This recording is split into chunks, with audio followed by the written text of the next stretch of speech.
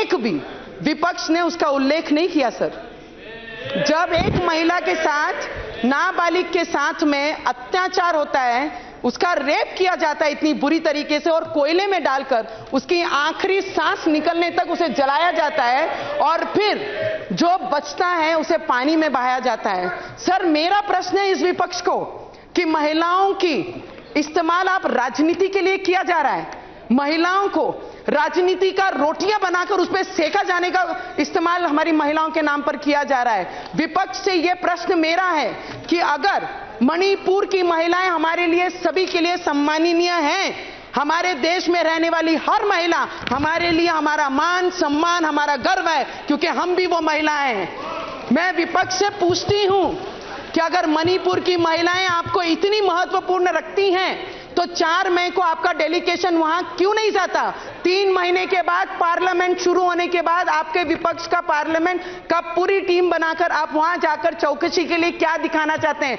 Photo खींचने के लिए, वीडियो बनाने के लिए, उसकी मां के रोना दिखाने के लिए? मैं पूछती हूं कि राजस्थान में जहां पर विपक्ष की सरकार है, जब एक लड़की के साथ इतनी बुरी तरीके से व्यवहार होता है, अत्याचार होता है, तो विपक्ष का डेलीगेशन आज तक राजस्थान क्यों नहीं गया? पार्लियामेंट के विपक्ष के इन्होंने उत्तर देना चाहिए। ये मोदी जी को पूछते हैं वो मौन क्यों हैं। मैं विपक्ष को पूछती हूं, राजस्थान की घटना पे विपक्ष मौन क्यों है? बंगला में हुई बांग्लादेश में, सोगत काका, we call you Google uncle. If today we go on Google and we search on Google कि सबसे ज्यादा अत्याचार महिलाओं पे कहाँ है, तो वो हो गया सर, हो गया sir, it is very important sir.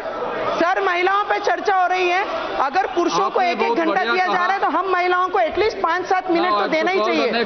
Sir, last sir, हमारे आज एमपी हमारे कलीग ने महाराष्ट्र से, श्रीकांत जी ने हनुमान चालीसा इधर पठन करके दिखाया।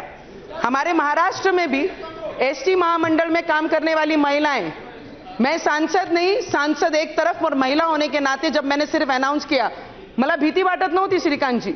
आज जब आप यहाँ पे हनुमान चालीसा का पठन कर रहे थे, सिर्फ मैंने नाम लिया था कि हनुमान चालीसा पठन करूंगी, तो घर से घसीट के 14 दिन जेल में और 2 दिन लॉकअप में रखा था।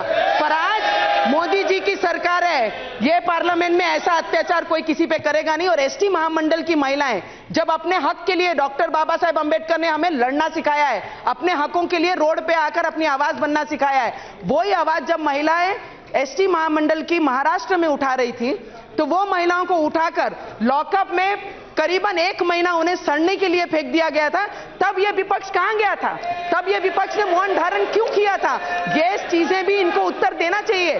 सिर्फ मणिपुर, महिलाओं पे अत्याचार, महिलाओं पे होने वाली पीड़ा, ये इनका विषय नहीं। सिर्फ मोदी जी का नाम है तो इनको विरोध करना है, यही इनका एजेंडा बना है। ये क्या नारा दे रहे हैं सर? 1 सेकेंड, ये क्या नारा दे रहे हैं? इंडिया, ये क्या नारा दे रहे हैं sir? India, 1 second sir, last 1 minute sir, last 1 minute. You have made your point sir, 1 minute. ये विपक्ष क्या नारा दे रही है कि India India India?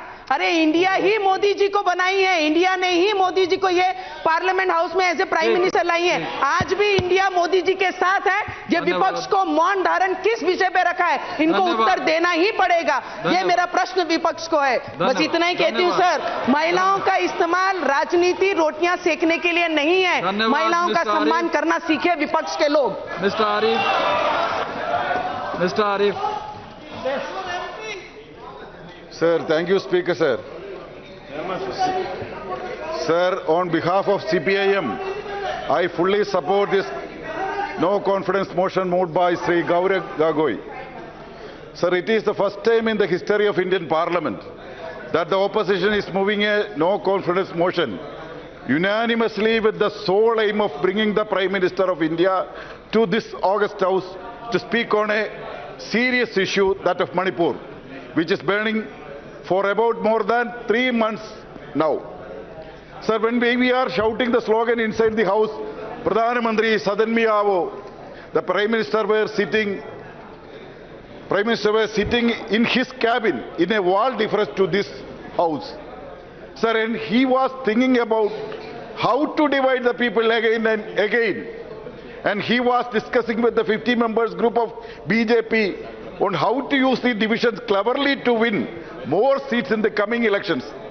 Sir, why our Prime Minister hesitated to come to our Parliament?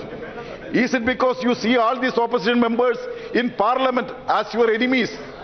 Sir, but I wish to remind you once again that we were also elected by the people just like you.